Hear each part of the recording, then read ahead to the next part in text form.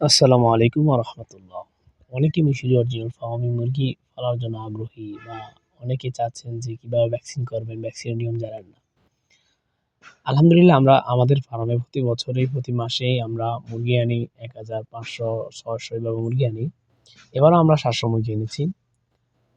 আপনারা যারা অনেকে চাচ্ছেন যে ভ্যাকসিন কিভাবে করব, কিভাবে ভ্যাকসিন করব, ঠিক আছে? ভ্যাকসিনটা আমরা মূলত ৫ দিন বয়সে আমরা রানীক্ষেত একটা ভ্যাকসিন করি। তারপর আপনার ১২ দিন বয়স একটা মানে ১২ দিন বয়স হবে তখন একটা আমরা গাম্বুরা ভ্যাকসিন করি। আবার যখন ১৮ দিন বয়স হবে তখন রানীক্ষেত একটা ভ্যাকসিন করি। সর্বশেষ একটা গাম্বুরা ভ্যাকসিন করে দিই ২৪ দিন মানে ২২ দিন বয়সেই। টোটালি ১ মাসে আর ভ্যাকসিন করা লাগে না আলহামদুলিল্লাহ। যদি অনেকের পরিবেশ ভালো থাকে, মুরগিগুলো সুন্দরভাবে পালতে পারে তাহলে কোনো ভ্যাকসিন প্রয়োজন হয় নাই। আপনারা যারা মুরগি নিবেন ভ্যাকসিনগুলো অবশ্যই চোখে করবেন। চোখে ১ মাস বয়সের চোখে সুন্দরভাবে ভ্যাকসিনগুলো করলে অনেক ভালো হবে। আর অনেকে বলবে যে আপনাদের পানির সাথে মিশিয়ে দেওয়ার জন্য।